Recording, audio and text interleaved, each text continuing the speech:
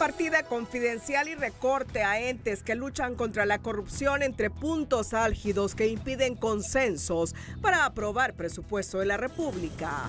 Donald Trump cumplirá con las deportaciones masivas al llegar al poder y los tepecianos entre potenciales candidatos a ser deportados.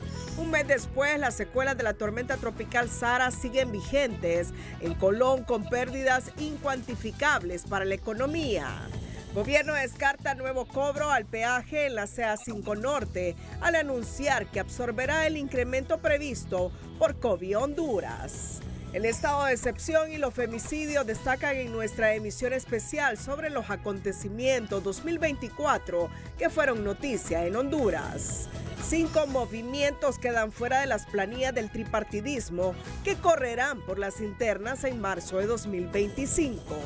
Fuera de las planillas de Libre, el precandidato a la alcaldía de San Pedro Sula, Rodolfo Pastor, por su valentía y dignidad al rebelarse ante imposición del caudillismo. Estados Unidos anuncia investigación contra los Ortega Murillo en Nicaragua y el cantante español Rafael es internado al sufrir un fallo cerebrovascular. Este es su noticiero TN5 Estelar con Ulises Aguirre y Cristina Rodríguez. Buenas noches, Honduras. Bienvenidos a Telenoticias Estelar. Junto a Cristina Rodríguez le damos la bienvenida y las gracias por estar con nosotros en la emisión de este día, Cristina. A continuación, Ulises, el desarrollo de las noticias de este martes 17 de diciembre. La noticia del día es presentada por Claro. Esta Navidad, sigamos conectados con Claro, la red más rápida de Honduras. La discusión y aprobación del presupuesto general de la República para el 2025 de un poco más de 430.000 millones de lempiras está sembrando dudas en aliados del oficialismo en el Congreso al expresar dudas al respecto a la partida confidencial, la partida de la Secretaría de Planificación Estratégica y Comunicaciones en contraste con el recorte presupuestario a los órganos que combaten la corrupción. Arrancar los votos de las bancadas de oposición para aprobar el presupuesto general de ingresos y egresos del 2025 no parece hasta ahora una tarea fácil para el partido oficialista en el Congreso Nacional, pues sus aliados eternos en el ala liberal esta vez tienen más preguntas que respuestas. Por ejemplo, lo que está pasando en salud, 1.700 millones en empleo y solo 140 millones en suministros y medicamentos. La partida 449, que también refleja un alto incremento. Partida 449, que en el presupuesto aparece como servicios financieros de la Administración Central y que esta vez tiene un incremento de 3.158.9 millones de lempiras para superar los 12.000 millones que la oposición llama partida confidencial. Que cuando ellos llegaron en el 2022, reformularon el presupuesto en abril de 2022 y la pasaron a 17.000 millones de lempiras. En el 2023 la aprobaron por 15.000 millones de lempiras. En el 2024 por cerca de 10.000 millones de lempiras. Y ahora para 2025 la están aumentando a un poco más de 12.000 millones de lempiras. Y esa partida no deberían manejarla de esa manera. Casi en coro los diputados de oposición se preguntan por qué en el presupuesto del próximo año se duplica la partida de la Secretaría de Planificación y Estrategia, mientras se recortan fondos a las instituciones que luchan contra la corrupción y también de algunos entes de control electoral. Lo que se ha hecho es que antes esa partida de comunicación estaba distribuida en cada ministerio. Hoy se le ha quitado a cada ministerio y se ha concentrado en esa secretaría. Y por eso hay un incremento de casi el 100%. La propuesta de presupuesto para el 2025 es de 430.907 millones de lempiras, un 5.8% más al aprobado el año anterior. Con el amargo antecedente asegura la oposición política que con todo este dinero, la inversión productiva del país al cierre del presente año no supera el 35%.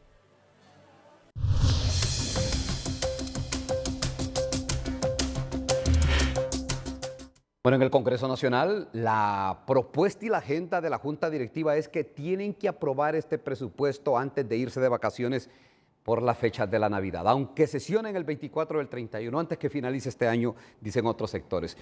José Andino, nuestro reportero que cubre la agenda legislativa, nos dice qué está pasando en estos momentos en el Congreso Nacional. En la sesión de esta noche, ya la bancada del Partido Nacional ha fijado su postura. ¿Hay lectura del primer dictamen, José Andino? Adelante.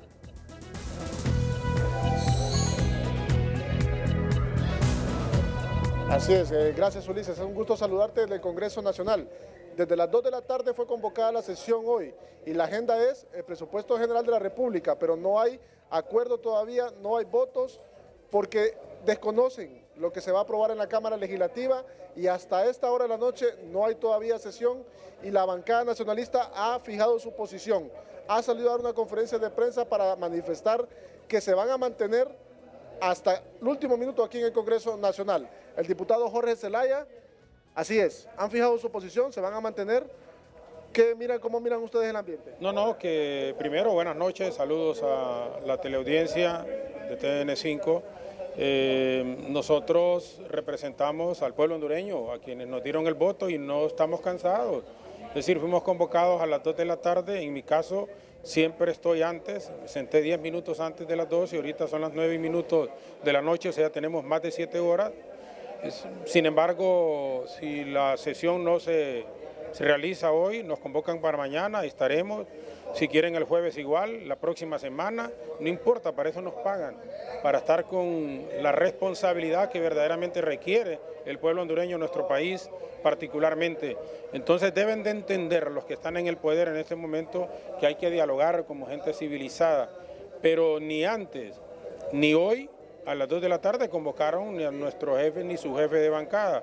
O sea, hablaron ya cuando teníamos como 5 o 6 horas para conocer cuál iba a ser la posición que íbamos a fijar si se presentaba el proyecto de decreto. Se harían algunas observaciones, si no se toman en cuenta, como les hemos dicho, no los estaríamos acompañando. Partido Libre debe de entender que hay que conversar ampliamente, el país requiere el concurso de todos, pero ellos quieren a la brava. No nos van a cansar, nos van a tener aquí y vamos a seguir luchando. El presupuesto obviamente es importante, su aprobación, pero hay algunos renglones que tienen que revisarse definitivamente y esa es la posición de nuestra bancada en este instante. Gracias. Al licenciado Jorge Zelaya, bueno, y él lo manifestaba, ¿verdad? El problema aquí es que se desconoce lo del presupuesto, las bancadas han manifestado, porque más temprano hemos dialogado también con los diputados liberales Mauricio Villeda y el diputado Jorge Calix, donde aseguran que ellos hasta el momento desconocen y tienen muchas dudas alrededor de este tema. Para eso mejor escuchemos al diputado Mauricio Villeda y al diputado Jorge Calix. Presupuesto y me dicen que no. Llamaron a la Secretaría del Congreso Nacional y solo hay 2 personas que lo tienen, Hugo Noé Pino y Luis Redondo, nadie más. Por tanto, a la bancada no ha llegado. Y si no ha llegado, no lo conocemos. Y si no lo conocemos, no lo podemos discutir, en nuestro criterio. ¿No tiene apoyo entonces de la bancada liberal? Hoy no, porque no lo conocemos. Y tampoco van a ir los diputados al Congreso Nacional a levantar la mano para votar a favor de algo que desconocen. No se conoce el presupuesto porque no ha llegado a la bancada, no ha sido remitido. Se embarga una duda suprema. ¿Qué está pasando con esta cuenta que aparece en el presupuesto, número 449, que tiene asignado 12.000 millones de lempiras? ¿Para qué son? Nosotros pedimos el desglose de los gastos, porque así vamos a saber en qué se piensa utilizar esos 12.000 millones de lempiras, porque es un montón de dinero. Montón de dinero que están ahí y que no se especifica para qué se va a utilizar. Yo le pregunto a todos los hondureños que nos están viendo, si alguien les pone a ustedes un presupuesto donde dice que ahí hay 12.000 millones de lempiras, pero no le explica en qué los va a usar, ¿usted votaría a favor o votaría en contra? Estamos planteando nuestras dudas y las preguntas que tenemos esperamos respuestas.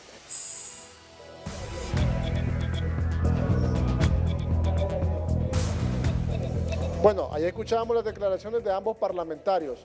Nosotros nos vamos a mantener pendientes porque hemos visto subir también a la Junta Directiva, donde está la presidencia de este Congreso Nacional, al diputado jefe de la bancada del Partido Liberal, Mario Segura, pero todavía no ha bajado y vamos a conocer qué ha discutido en este momento cuando ha subido a las gradas de presidencia, donde está la presidencia para ver si se ha discutido o va a haber sesión esta noche aquí en el Congreso Nacional. Nosotros nos mantenemos pendientes en este momento, Ulises. Regreso con ustedes. Bueno, gracias a José Andino. Vean ustedes, son las 9:11 en estos momentos. Convocaron a las 2 de la tarde. O sea, sabemos que no es nuevo esto en el Congreso Nacional. En todos los periodos, con todos los partidos se vive esta situación.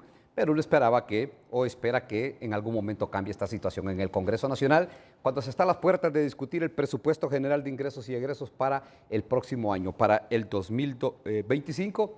Justo hace unos minutos empezaron los primeros acercamientos. Y vea, mientras esto pasa, vea usted lo que le sucede a sectores como el departamento de Colón y casi a todo el litoral atlántico. Pérdidas económicas millonarias sin cuantificar, reporta el sector productivo de Colón, al asegurar que viven una situación de calamidad ante los daños de diferentes cultivos como la palma africana, arroz y otros rubros dejados por el paso de la tormenta tropical Sara, donde todo parece seguir igual. Economía Hoy es presentada por Banco de Occidente. El 7 de la suerte te sigue hasta diciembre. Ahorra 700 lempiras o más y gana semanalmente 7,000, 70,000 o hasta 700,000 lempiras. Las imágenes hablan por sí mismas de cómo los 10 municipios del departamento de Colón, uno de los más productivos en el país, enfrentan una crítica situación tras el paso de la tormenta Sara hace un mes. El escenario es desalentador en algunas áreas de variados cultivos que se afectaron por las inundaciones. Según los productores de arroz, ya se perdieron unas 3,000 manzanas del grano, equivalente a 98 millones de lempiras de las 7,000 que se siembran al año. Sin embargo, el riesgo de más pérdidas aún es latente en otras áreas donde para recorrerlas se acude a los llamados chapulines. Tenemos 4,000 que se han salvado. Estamos actualmente en Dos Bocas, ¿verdad? En un lote de los que se ha salvado, pero usted lo puede ver que está todo agobiado, ¿verdad? Aquí definitivamente el rendimiento se va a bajar en un 50% y esperamos de que no vaya a experimentar otra inundación este cultivo de aquí en adelante, porque ya va a entrar a floración, y si eso pasa prácticamente perderíamos las 4,000 manzanas que han quedado con vida. En otras zonas productoras de arroz, como algunas aldeas en el sector de Babilonia, la situación es más complicada. En algunas comunidades el ingreso por tierra está limitado y solo se puede llegar utilizando lanchas, lo que hace que los productores de esta zona levanten aún más su clamor para que se les apoye. Y específicamente con la palma, pues, aquí en el Aguán, pues, totalmente pérdidas millonarias, y tenemos aquí unas 22,000 hectáreas aquí en Colón, ¿va? De palma, y no podemos pues entrar a nuestras zonas productiva, ¿va? Esto pues genera pues un impacto muy grande económico, digamos aquí en la zona y no digamos en el país. Pero además del arroz, Colón también es uno de los mayores productores de palma. Gran parte de las fincas de este cultivo aún resienten los daños que les dejó el desbordamiento del río Aguán y que hasta la fecha les impide sacar lo rescatable de sus cosechas, generando pérdidas millonarias que solo en el municipio de Santa Rosa de Aguán ascienden a más de 50 millones de lempiras.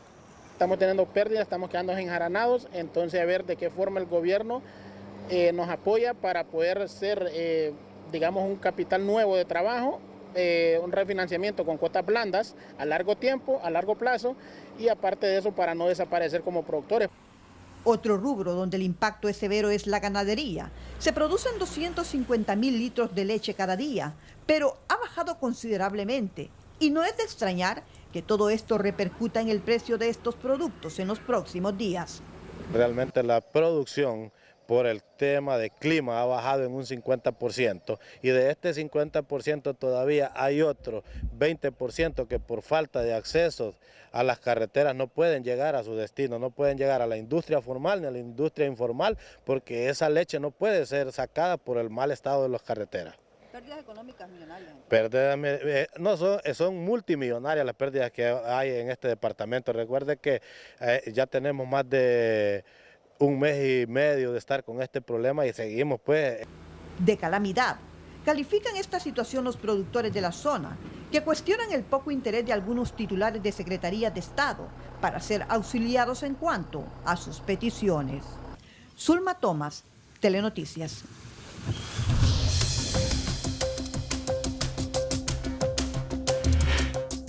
Bueno, siempre con la economía, el director de la Federación Nacional de Agricultores y Ganaderos, FENAC, advierte de una fuerte migración de mano de obra en el sector agrícola rumbo a los Estados Unidos antes que asuma el presidente electo Donald Trump, una migración que en este momento está afectando la temporada de corte de café, advierte. Mucha gente se está yendo para aprovechar antes de enero poder entrar a Estados Unidos. Todo eso nos va a afectar. Estamos comenzando la temporada de café, de corta de café, y eso pues nos va a afectar. Lógicamente, ¿en qué va a redundar esta mano de obra o falta de mano de obra? Que el próximo año no tengamos ni las áreas, ni la cantidad de producción, ni la cantidad de ingresos en la población para poder tener un mejor año.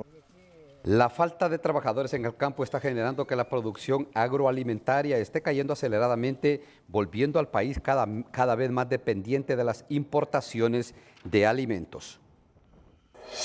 El emprendedor de hoy es presentado por Ficosa, porque cada 2.000 lempiras en compras, depósitos o remesas son una oportunidad para ganar 3 millones en premios. El deseo de mantener viva la cultura maya motivó al joven Mauricio Ramírez a emprender en la fabricación de artesanías simbólicas de esa milenaria civilización mesoamericana, con sus productos elaborados en piedra caliza, madera, jade y hasta huesos de animales. Busca compartir con nacionales y extranjeros todo el potencial artístico de la zona occidental del país. Variedad de escultura. Podemos decir que todas las esculturas que están en el sitio maya le hacemos la réplica. Todo tamaño. También le hacemos otros diseños, por decir, diseños coloniales. Estamos también tratando de ponerle ya, hacer la misma réplica ya en hueso también, ¿verdad? Pero el hueso es en hueso de caballo y de vaca, ¿verdad? Los mayas trabajaron en hueso de venado. Los interesados en adquirir los productos de Mauricio pueden contactarle al teléfono 9751-7100 o buscarlo personalmente en la Plaza La Genia del Centro Cívico Gubernamental, donde se desarrolla la Feria Navideña de Emprendedores. Estamos desarrollando una feria de emprendedoras de la región Trifinio, Honduras. Tenemos 18 emprendedoras del departamento de Copán, 18 emprendedoras del departamento de Ocotepeque, con sus diversos productos, ¿verdad? Productos orgánicos, artesanías, café de calidad, ¿verdad? Café orgánico, productos derivados del cacao, bordados, artesanías mayas, ¿verdad? Y el tema de las mujeres que nos acompañan desde comunidades chortí, que tienen sus artesanías de tusa. En esta ocasión la feria está enfocada en emprendedores de los departamentos de Copán y Ocotepeque, con el fin de tener una plataforma en la capital para exponer todos sus productos y su arte.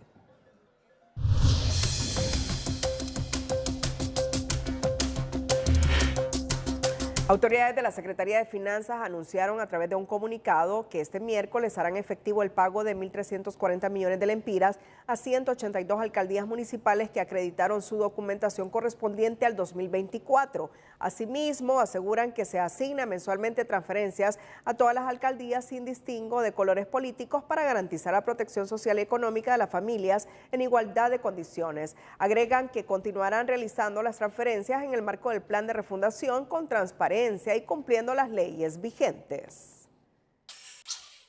El embajador de China en Honduras, Yu Bo, descartó que la negociación del Tratado de Libre Comercio permanezca estancada, al tiempo de garantizar que esa herramienta traerá beneficios recíprocos para ambas naciones. Obviamente es un tratado de libre comercio de beneficios recíprocos y están apoyando que si logramos este tratado de libre comercio, no solamente gozando de esta cosecha temprana, sino también va a crear mejores condiciones como tipo de arancel para productos hondureños, para su exportación al mercado de China, porque es un mercado inmenso, de gran oportunidades.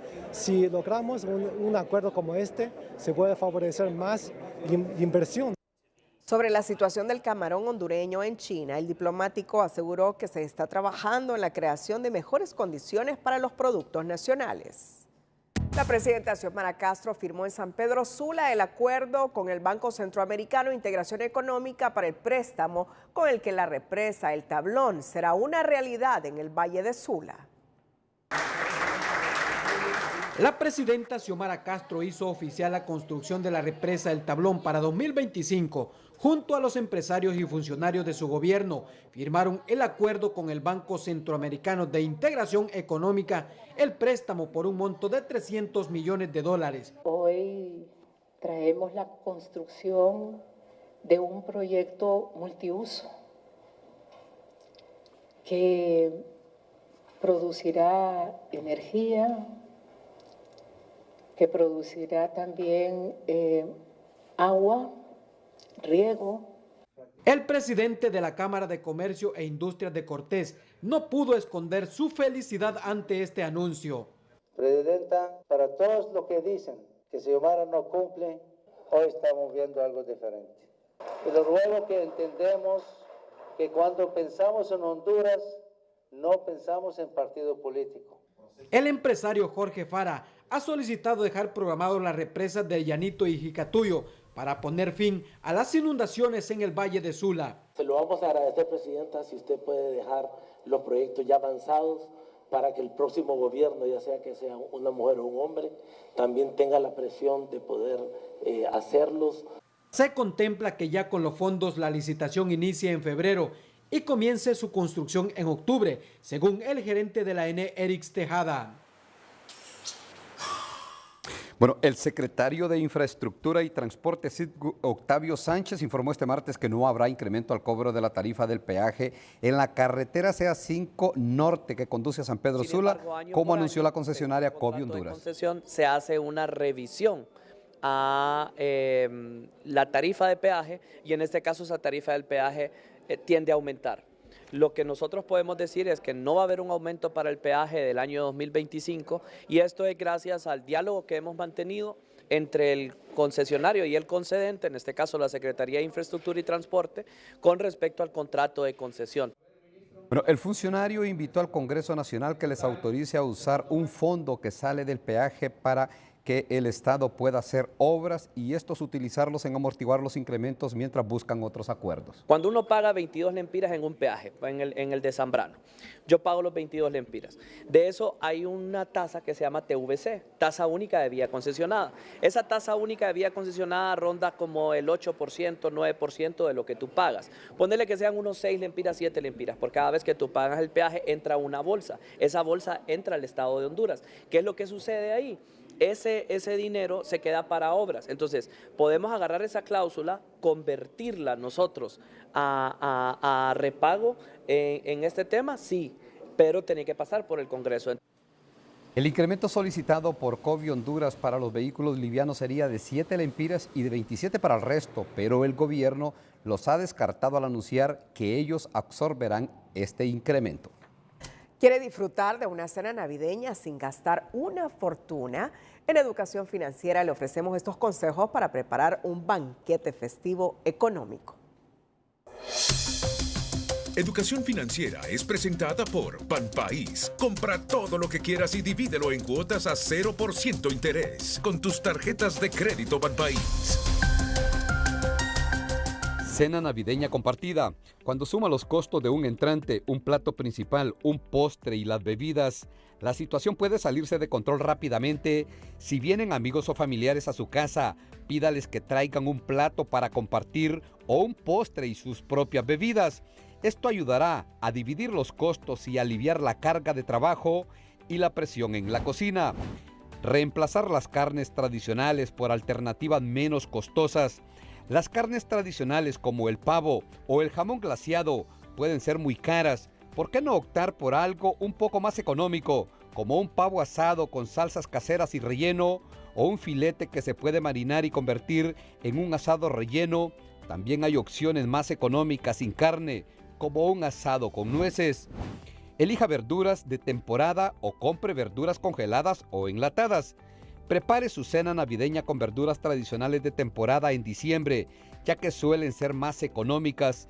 Entre ellas se incluyen el brócoli, el repollo, las zanahorias y los guisantes.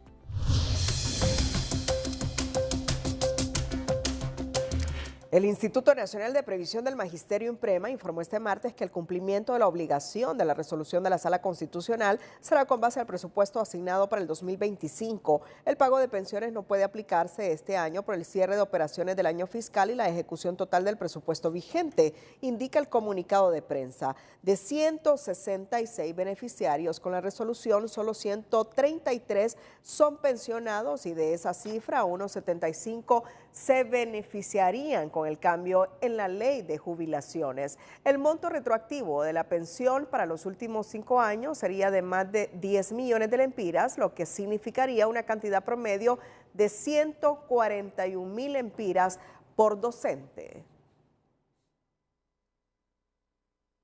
En otro aspecto, un foro organizado por el Centro de Investigaciones Centroamericano, Expediente Abierto, analizó el impacto de las políticas migratorias del presidente electo Donald Trump para los países del Triángulo Norte. Advierten de masivas deportaciones y que uno de los sectores más afectados serán los migrantes acogidos al TPS.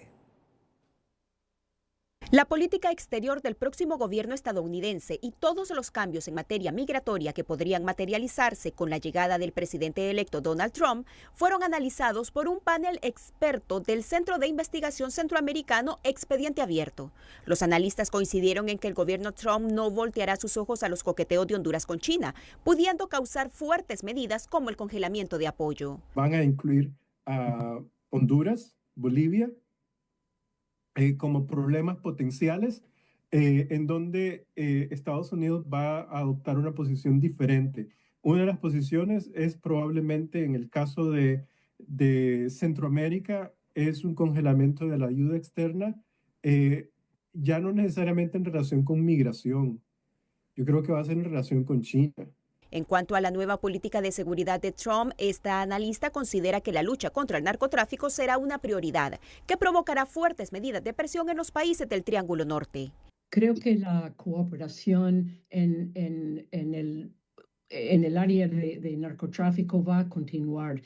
Centroamérica ha jugado un papel de región de traslado de drogas proveniendo de América del Sur. Principalmente Honduras y Guatemala fueron los dos países donde pasaba pues la cocaína.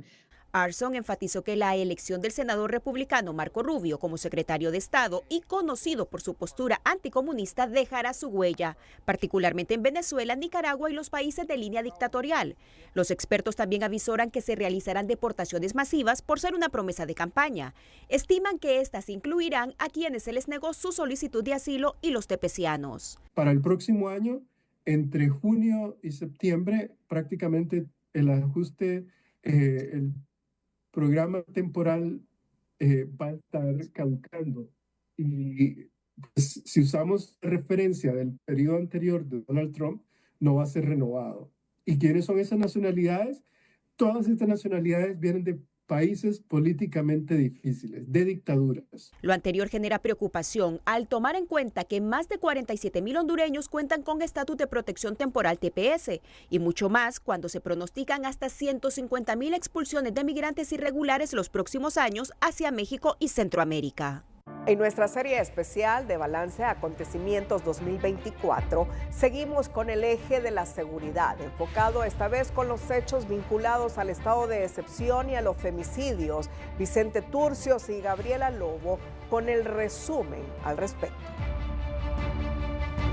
Buenas noches. A 2 años de vigencia del estado de excepción, ¿puede el estado de Honduras presumir de esta estrategia de seguridad creada para controlar la extorsión, ahora con tentáculos en 8 departamentos del país y que ha logrado contaminar a su principal fuerza de choque, la DIPAMCO? El estado de excepción creado el 6 de diciembre de 2022 cumplió 2 años en medio de fuertes cuestionamientos por sus magros resultados. Fue creado para combatir el delito de la extorsión, pero esta se esparció a otras regiones del país, según revelan investigaciones de organismos de la sociedad civil. En 2 años el estado de excepción se ha prorrogado 16 veces, pero esta estrategia de seguridad falló en su meta de detener la extorsión, pues esta se esparció a 8 departamentos. Además, se corrompió cuando algunos funcionarios policiales, en especial de la Dirección Policial Antimaras y Pandillas DIPANCO, aprovecharon la medida para extorsionar a ciudadanos, aunque sus autoridades matizaron esos actos ilegales con resultados limitados de sus operaciones. Francisco Morazán, Cortés, Choluteca, Atlántida, Lloro, La Paz, Colón e Intibucá son los departamentos de Honduras hacia donde ha avanzado la extorsión en medio del estado de excepción. Un informe de la ASJ presentado el 8 de diciembre reveló que alrededor de 304,000 hogares hondureños continúan siendo víctimas de extorsión, un incremento preocupante de 74,126 nuevos hogares solo en este año. La tasa de victimización, según el informe, pasó del 9.1% en 2022 a 11.6% en 2024. 3 de cada 10 hondureños dice sentirse menos seguro con esta política, detalla la investigación. El sector transporte, el comercio, las clínicas, las vendedoras de tortillas, entre otros, destacan entre las víctimas de la extorsión por maras y pandillas y también por la policía. Si la extorsión no ha podido ser controlada en el estado de excepción, otro de los hechos que ha golpeado esta estrategia de seguridad son los abusos policiales y las violaciones a los derechos humanos, cometidos por dependencias como la DIPANCO, la Policía Militar de Orden Público y la Policía Nacional, según reportes del Comisionado Nacional de Derechos Humanos. Al 22 de noviembre de este año, el organismo humanitario registraba más de 600 denuncias por violaciones humanitarias interpuestas en esa institución. De estos casos, pocos han sido judicializados.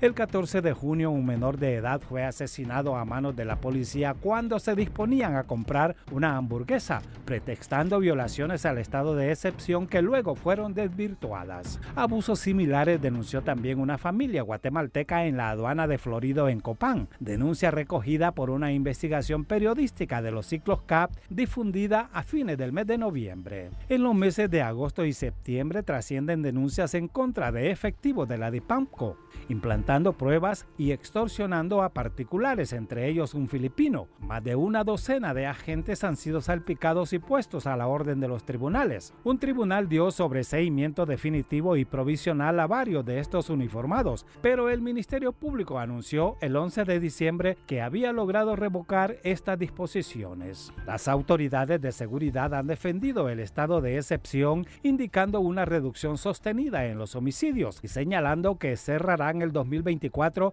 con una tasa de 27 homicidios por cada 100,000 habitantes, la más baja registrada en las últimas décadas. Esta tasa es validada por el Observatorio Nacional de la Violencia de la UNA. Pero el crimen sigue retando a la autoridad. Al mes de octubre se registraban más de 27 masacres, siendo uno de los departamentos más conflictivos el de Olancho, intervenido varias veces sin resultados efectivos. La última intervención en ese departamento se hizo a inicios de diciembre, cuando el jefe regional de la zona, el comisario Cristian Nolasco, se vio implicado en un altercado con una banda criminal denominada Los Amador, a quienes quiso desarmar por negarse a mostrar el registro de sus armas ante la autoridad. Estos hechos se producían mientras se buscaba en el Congreso aprobar la ampliación de los últimos 3 estados de excepción que desde agosto habían caído en ilegalidad. En la estrategia de convencimiento, las autoridades policiales y militares desplegaron sendos operativos por barrios y colonias, algunos de ellos encabezados por el jefe del Estado Mayor Conjunto de las Fuerzas Armadas, preguntando en las pulperías si le gustaba cómo operaba la autoridad. El 22 de noviembre, el Congreso Nacional aprobó con 67 votos la ampliación del estado de excepción hasta el 6 de noviembre de 2025, con la condición que sería el último, que la medida no iba más y que el gobierno debía presentar una nueva estrategia de seguridad, por considerar que el mismo había fracasado y estaba teniendo un fuerte costo por las denuncias y violaciones humanitarias. El 13 de diciembre, la presidenta Castro acusó al bipartidismo representado en el Congreso de ser cómplices con el crimen por no apoyar el estado de excepción. Así cierra el 2024. La epidemia de asesinatos de mujeres no fue la excepción en el 2024. Los abusos, la violencia, los femicidios y la impunidad contra las hondureñas se registraron frente a la falta de respuesta e indiferencia de las autoridades. Los femicidios y la violencia contra las mujeres siguieron siendo dos de los principales problemas en materia de seguridad durante el 2024. La muerte violenta de hondureñas se reportó prácticamente desde el inicio del año y la falta de respuesta de las autoridades provocó los reclamos permanentes de la ciudadanía y particularmente de las defensoras de los derechos de las mujeres. El inicio del año se pintó de negro para las hondureñas porque solo en la primera quincena ya se habían reportado 16 femicidios. La situación fue tan grave que en los primeros 6 días del año se registró igual número de muertes violentas de mujeres, que en su mayoría fueron perpetradas por sus parejas sentimentales y mostraron una hazaña inmensa que incluyó decapitaciones en algunos de los casos. Para inicios de febrero, las defensoras reclamaron que la línea 114 estaba inhabilitada y que sus llamadas de monitoreo nunca fueron respondidas. También causó sorpresa la condena de 5 años para el asesino de Keila Martínez, a quien un tribunal de sentencia condenó por el delito de homicidio imprudente y no por femicidio. Mientras tanto, en el país ya se registraban al menos 25 femicidios y la embajadora de los Estados Unidos pedía reforzar las estrategias para salvar la vida de las hondureñas. Comenzando marzo, la directora de Calidad de Vida, una destacada organización feminista, reveló una serie de ataques que la orillaron a denunciar las amenazas en el Ministerio Público. Un par de días después, las activistas se movilizaron exigiendo la aprobación de la ley de casa refugio y la Policía Nacional ofreció una recompensa de 200,000 lempiras por el homicidio de una joven de 25 años asesinada mientras trabajaba en una gasolinera de Campamento Olancho. En abril y a más de 2 años del rapto de Angie Peña, la subsecretaria de Seguridad aseguró conocer el paradero de la joven y todo lo relacionado a su desaparición. Las declaraciones causaron que en la Dirección Policial de Investigaciones negaran lo dicho por la funcionaria. Por otro lado, decenas de mujeres denunciaron en el CONADE violaciones a sus derechos en allanamientos realizados por agentes policiales durante el estado de excepción. El CONADE reportó que cada 18 horas moría de forma violenta una mujer en el país y a poco de conmemorarse el Día de la Madre, se reportaban 92 femicidios y un aumento de la violencia sexual. Este mes también murió de forma sospechosa una privada de libertad mientras era trasladada en un vehículo del Instituto Nacional Penitenciario. Las autoridades determinaron que ella misma se había ahorcado pese a encontrarse enchachada de pies y manos. El caso sigue en impunidad. En junio, las defensoras de las mujeres reprocharon el silencio del gobierno a un año de la masacre de 46 privadas de libertad en la penitenciaría femenina. El reclamo fue hecho tanto para algunas activistas afines al gobierno como para la presidenta Castro. La propuesta de ley Alerta Morada fue entregada en julio a la Comisión de Género del Congreso Nacional y el caso de la tiktoker colombiana Daniela Aldana acaparó la atención luego de ser golpeada y arrollada por su pareja sentimental con su vehículo. Las alcaldesas de Honduras exigieron la aprobación de la ley contra la violencia política hacia las mujeres, en un evento que contó con la presencia de la expresidenta chilena Michelle Bachelet. Durante la iniciativa, un grupo de feministas irrumpió el protocolo para exigirle a la mandataria Castro respuestas y que desengavetara en el Ejecutivo la ley integral contra las violencias hacia las mujeres para enviarla al Congreso Nacional. Para el 9º mes del año creció la violencia política hacia las hondureñas, al grado que en el Congreso le negaron el acceso a la diputada Maribel Espinosa, hecho que fue duramente criticado por diversos sectores de la ciudadanía. En noviembre, la Comisión Económica para América Latina y el Caribe, CEPAL, señaló que Honduras puntea el ranking de países con más casos de femicidios a nivel latinoamericano. Mientras tanto, el Día Internacional de la Violencia contra las Mujeres transcurrió entre el silencio de la presidenta Castro y las autoridades del ramo. Casi al cierre del año, el Tribunal de Sentencia en materia de criminalidad organizada dictó un fallo condenatorio contra 15 acusadas de participar en la masacre en la penitenciaría femenina. Aunque todas fueron declaradas culpables, la condena dejó un mal sabor de boca porque los autores intelectuales y las denuncias del uso de armas y municiones de la Policía Nacional para cometer los crímenes quedaron en el limbo. El 2024 en promedio mataron violentamente a una mujer cada 21 horas y los datos de las activistas señalan que se cometieron al menos 240 femicidios, principalmente en los departamentos de Cortés, Francisco Morazán, Olancho, Lloro y Santa Bárbara. Aunque la estadística disminuyó en relación al año anterior, los patrones de agresión se mantuvieron e incluso se intensificaron.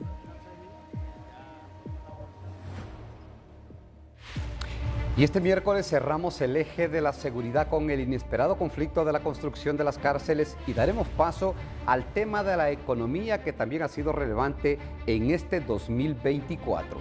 Con lo positivo, y nos trasladamos al municipio de Concordia, en el departamento de Olancho, donde resalta el Palacio Municipal, que lo han engalanado con la vía navideña.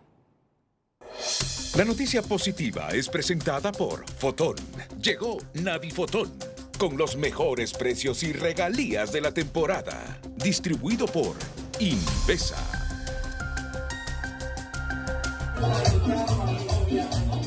Con alegría deportante, Concordia Olancho inauguró su tradición vía navideña, un evento que llena de luz y color a este pequeño pero encantador pueblo. Sus habitantes, conocidos por su unión y espíritu colaborativo, celebran con entusiasmo esta tradición que refleja el corazón cálido de su comunidad. Los pobladores se dieron la tarea de venir a colaborar y la verdad que siempre en estas fiestas, en estas fechas, la gente colabora bastante y disfrutando de una noche amena. El edil del municipio expresó su orgullo al destacar que cada 15 de diciembre la inauguración de la vía navideña se convierte en una cita especial para los pobladores.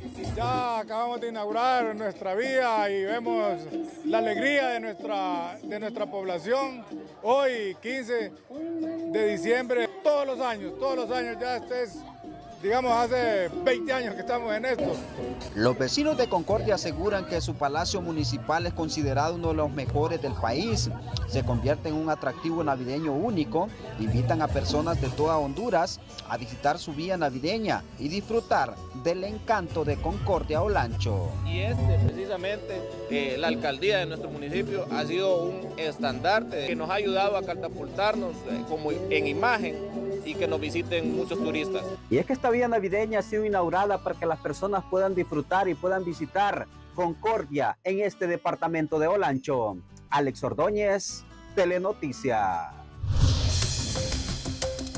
Otra temática, tras la revelación del informe de expertos de la ONU sobre las condiciones mínimas a cumplir para la instalación de la Sisi, los expertos coinciden en que esta no se instalará en este gobierno, pero los funcionarios del Ejecutivo insisten en que las esperanzas no están perdidas. No viene. Esa es la realidad. La diputada y precandidata presidencial del Partido Liberal, Maribel Espinosa, tiene la certeza que si el artículo 8 del decreto 04-2022 sigue vigente, no podría existir una CICIG independiente, autónoma ni dirigida por la ONU, tal como lo pide el organismo internacional. Por eso afirma que la CICIG no llegará. Pide la derogación del artículo 8 porque en el artículo 8 se crea la CICIG, pero bajo el control del gobierno de Honduras. No solo quien nombra. Las Naciones Unidas solo queda como un asesor. El artículo 8 del decreto 04-2022 da vida a la CICIG bajo la asesoría de la Organización de las Naciones Unidas, pero la entidad debe estar dirigida por profesionales de reconocida honorabilidad, seleccionados por el Estado de Honduras de una propuesta de Naciones Unidas, y es ahí donde está el cuello de botella, según los analistas. No viene la CICIG y espero que la CICIG que quieren traer no sea la medida de libre. Desde el Poder Ejecutivo aseguran que por mandato de la presidenta Xiomara Castro continúan las negociaciones con las Naciones Unidas. Se continúa en diálogo con Naciones Unidas y se continúan con las negociaciones. Sin embargo, los mismos sectores que expulsaron a la MASI son los que continúan obstaculizando la agenda por transparencia y lucha contra la corrupción que lidera la presidenta Xiomara Castro. Estamos hablando de la clase política en general. Ningún político ha dado evidencia de que quiere llevar adelante este proceso. Lo que demuestra es que de manera global no hay ningún interés en crear un mecanismo de lucha contra la corrupción, para generar transparencia en el país. Esta parlamentaria pro mecanismo anticorrupción cree que si hubiese voluntad en el Congreso Nacional perfectamente se podría derogar y reformar el artículo 4 del decreto 04-2022 denominado Amnistía para Defensores de la Soberanía Nacional y el artículo 8 que blinda el nombramiento del personal por parte del gobierno. El Congreso Nacional fácilmente puede derogar, reformar o aprobar en el marco de este decreto las reformas que Naciones Unidas pide. independientemente de la declaración de constitucionalidad que emitió la Corte Suprema en el decreto 04-2022. Cabe recordar que el establecimiento de una CICIG en Honduras fue uno de los temas fuertes de campaña del actual gobierno. Bueno, para que midan ustedes la urgencia que tienen en el Congreso Nacional en aprobar el presupuesto, que hasta trabajarían 24 y 31, dicen, primero y el 25. La sesión de este día, José Andino, al parecer no va a pasar nada, no va a haber sesión, al menos que sesionen a las 12 de la noche, 1 de la mañana. ¿Qué ha pasado, José? ¿No hubo acuerdos?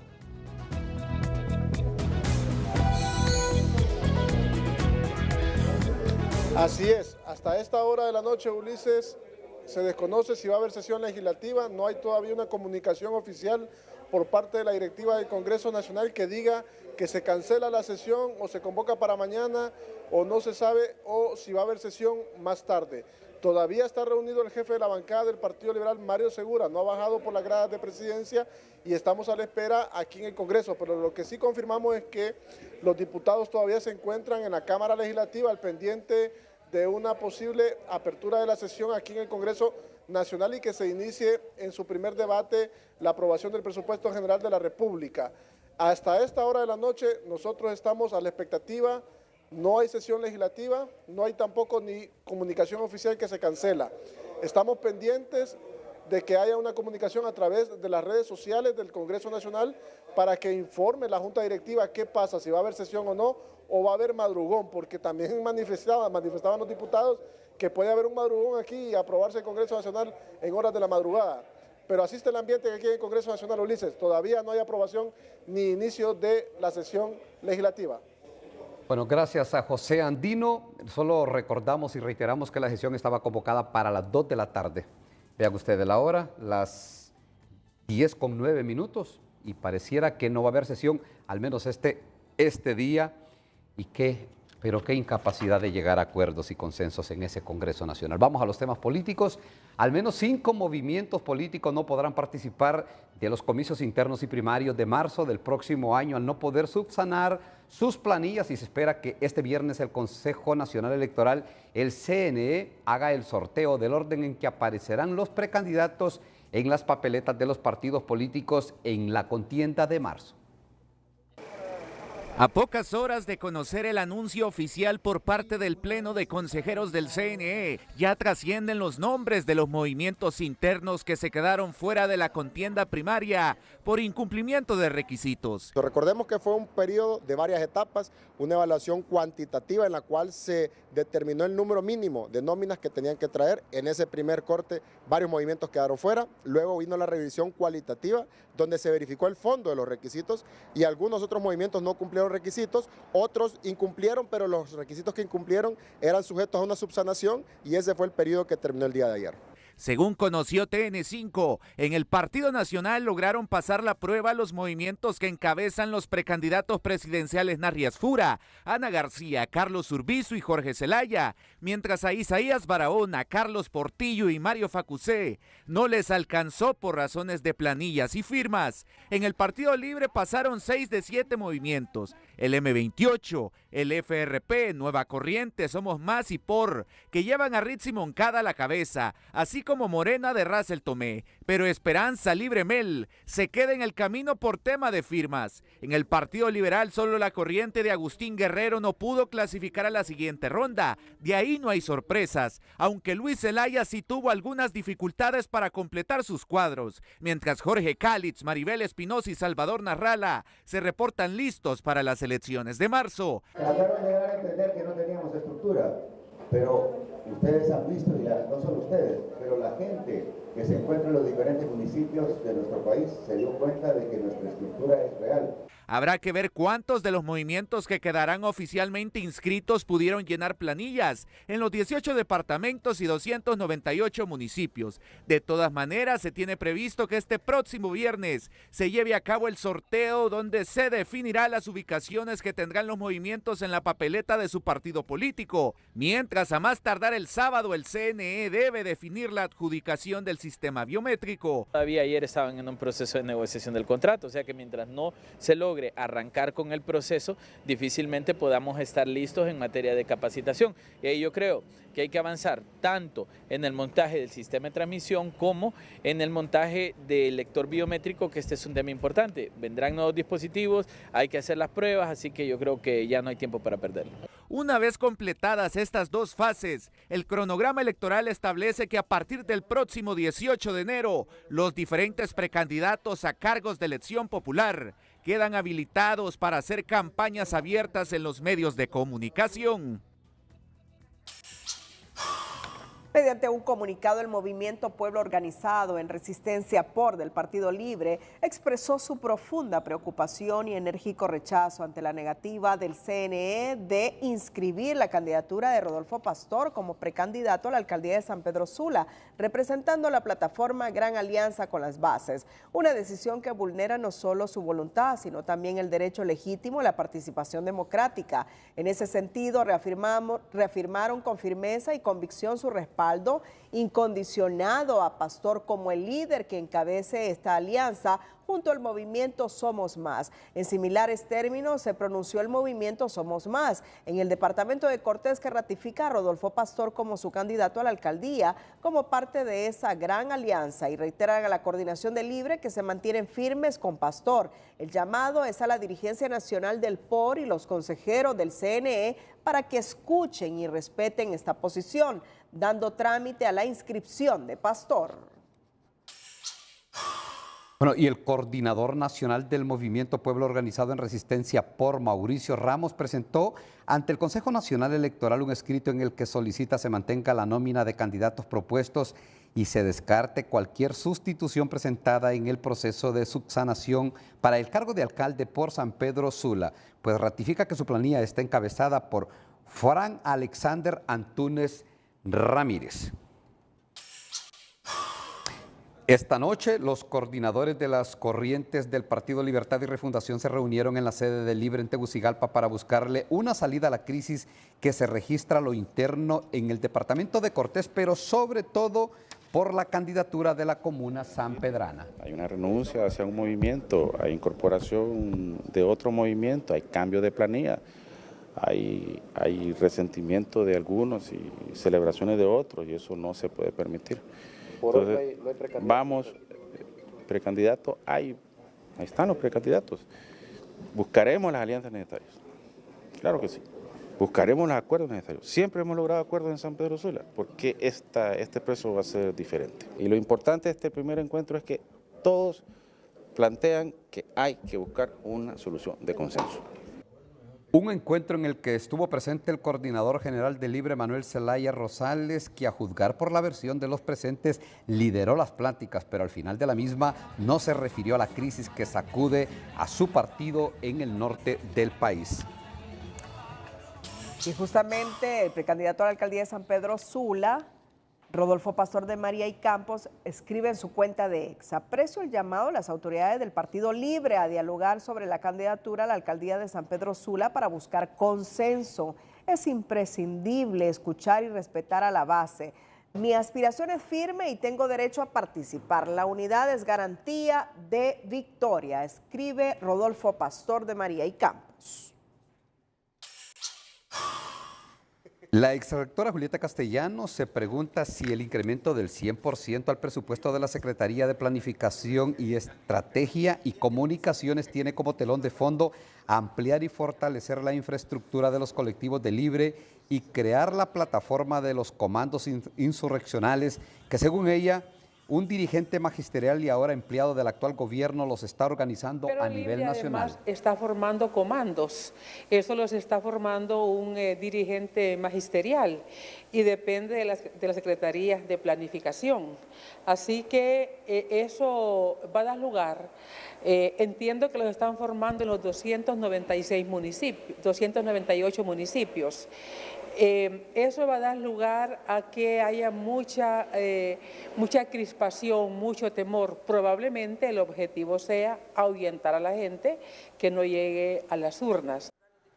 Según la exrectora, la consigna de los colectivos de Libre y de los comandos insurreccionales es muy similar al trabajo que hacen los grupos armados de las dictaduras de Cuba, Venezuela y Nicaragua, que atemorizan a los opositores políticos y asaltan los centros de votación si el resultado electoral no les es favorable.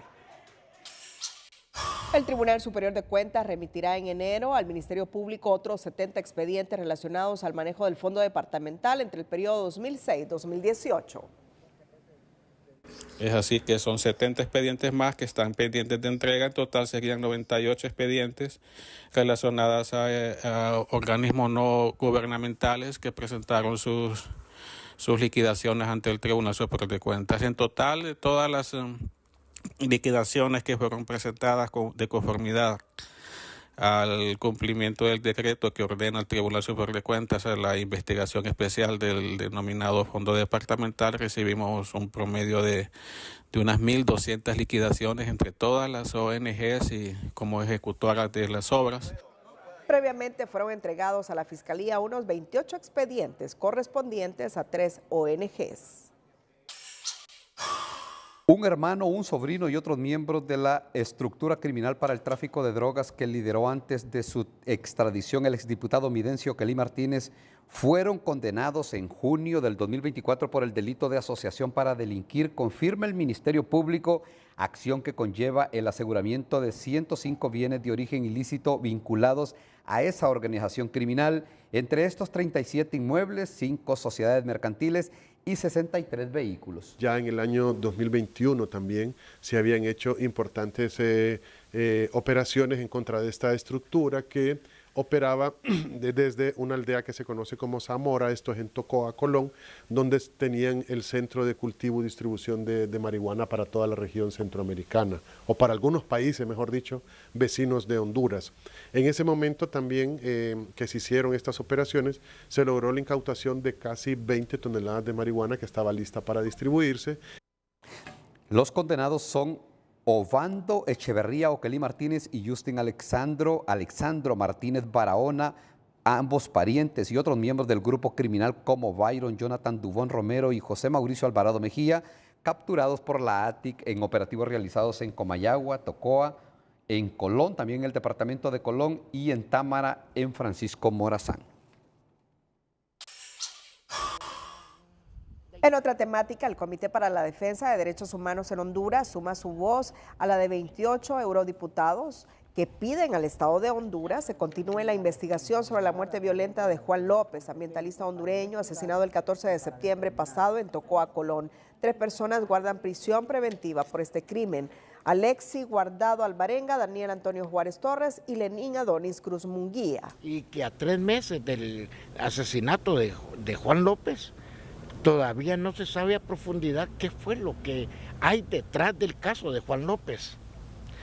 Porque no solo es Juan López, ahí hay 13 víctimas. 13 víctimas del conflicto de Guapinol.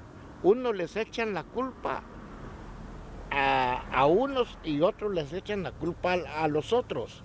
Hay un desplazamiento de todo ese sector de algunos municipios del departamento de Colón que tuvieron que sacar a sus familias, tuvieron que sacar a sus hijos del sector por la conflictividad del narcotráfico, crimen organizado y otras hierbas al interior. El CODE y los parlamentarios europeos piden incluir en la investigación las 13 muertes violentas que deja el conflicto de Guapinol, las represalias contra miembros del Comité Municipal en defensa de los bienes comunes y públicos de Tocoa y contra personas defensoras del medio ambiente. Canal Deportes TVC, el canal que tu pasión merece. Comunicado: ante la reciente aparición de algunas empresas de televisión por cable, cableras que ofrecen fraudulentamente la señal de Canal Deportes TVC engañando a la ciudadanía, la Corporación Televicentro aclara: TVC adquirió y registró los derechos de transmisión de los partidos de 10 clubes de la primera división del fútbol ante la Oficina de Derechos de Autor, Dirección General de Propiedad Intelectual, dependiente del Instituto de la Propiedad, por lo que es la única empresa autorizada en Honduras para transmitir los encuentros que lleven a cabo estos equipos cuando jueguen como local. Los contratos de los clubes con Deportes TVC se realizaron en total apego al marco regulatorio nacional en temas de competencia, derechos de autor y derechos conexos, la Ley Marco de Telecomunicaciones y el Código de Comercio, así como la Constitución de la República y los tratados internacionales. De la misma forma, están amparados por los estatutos de la Federación Nacional de Fútbol de Honduras. Los derechos de transmisión constituyen la mayor fuente de ingresos que tienen los equipos para financiar una parte importante de sus planteles, apoyo a reservas y ligas menores.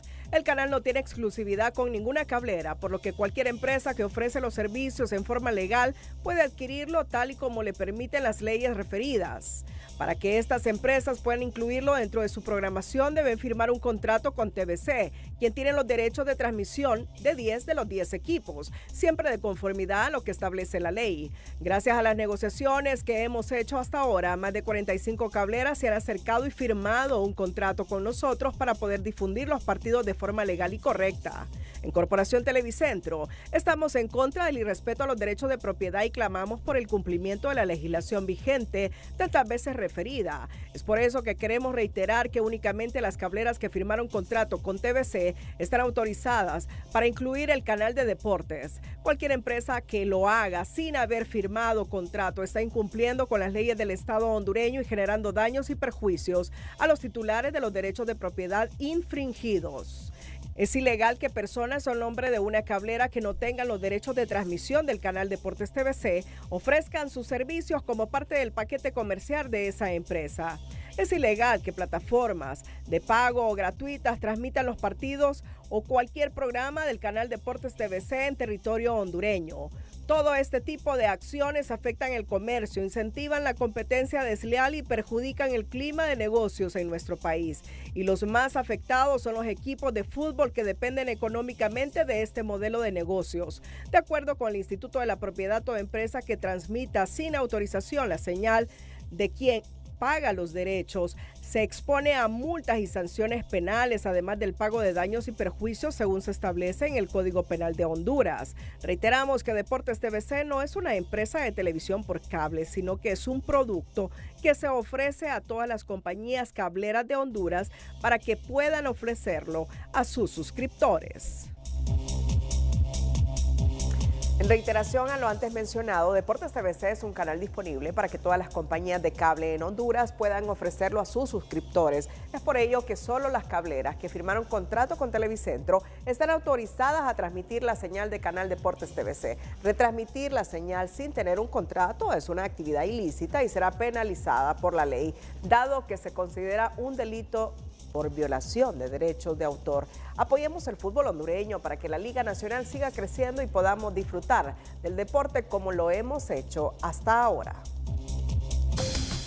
Hola, ¿qué tal? Qué gusto saludarles. Inicio presentándoles esta imagen de simbología que justamente ilustra el fenómeno que está dominando la zona y que es un sistema anticiclónico en 500 hectopascales que está justamente asociado con algunas bajas presiones y que nos está dando como resultado inestabilidad en la costa norte de Honduras. Mira lo que va a pasar en esta jornada de miércoles. Este sistema frontal o frente frío, que es el número 15 de la temporada, asoma en la parte norte del Golfo de México y para el día viernes ya se encontrará al norte de Belice. Entonces, desde el jueves, la cuña anticiclónica que empuja este sistema, pues volverá a enviarnos los vientos completamente del norte y en ráfagas y aportar abundante humedad también para la costa norte. Y no son buenas noticias porque sabemos que muchas comunidades están sufriendo porque justamente estos fenómenos que hemos tenido en cadena, pues están aportando demasiada humedad en toda la costa norte, algunos días con acumulados menores, otros con acumulados mayores, pero la condición es casi de temporal, ¿verdad? Se ha mantenido por varios días y aquí vemos para esta jornada de miércoles cómo continuará acumulándose humedad, aunque no son volúmenes escandalosos, pero al final siempre continúa lloviendo sobre mojado en estos puntos y algunas zonas como Puerto Cortés, todavía con acumulados importantes, Cuyamel, Choloma, un poquito San Pedro Sula, hacia Tela, Mezapa, también tenemos algunos aportes de humedad sobre La Ceiba, Jutiapa, Olanchito y La Masica, mire, casi los 30 milímetros de acumulado en estas próximas 24 horas, así en parte de Trujillo, Islas de la Bahía, el norte de Colón, Iriona, Brus Laguna. así que son puros acumulados. Mientras las temperaturas agradables, todas por debajo de los 27 y 28 grados en la mayor parte del territorio. La zona sur sí, bien cálida, 37 grados para esa jornada de miércoles, 29 la máxima en la zona oriental. Tomen en cuenta este pronóstico, cuídese mucho y también cuide del oleaje de 1.7 metros a la salida del Golfo de Fonseca y en el litoral caribe de 1.4 metros. Así que un poquito de precaución, por favor. Hasta la próxima. Hasta aquí Telenoticias a todo. Gracias, buenas noches. A continuación, las 5 de TN5. Las 5 de TN5 son presentadas por Farmafácil. Todos los lunes, Bienestar más 60. 30% de descuento para el adulto mayor, solo en Farmafácil. Falta de consensos impide discusión del presupuesto general de la República esta noche en el Congreso Nacional. Donald Trump cumplirá con las deportaciones masivas al llegar al poder y los tepecianos entre los potenciales candidatos a ser deportados. Un mes después, las secuelas de la tormenta tropical Sara siguen vigentes en Colón, con pérdidas incuantificables para la economía. El estado de excepción y los femicidios destacan en nuestra emisión especial sobre los acontecimientos 2024 que fueron noticia en Honduras. Fuera de las planillas de Libre, el precandidato a la alcaldía de San Pedro Sula, Rodolfo Pastor, por su valentía y dignidad al rebelarse ante imposición del caudillismo.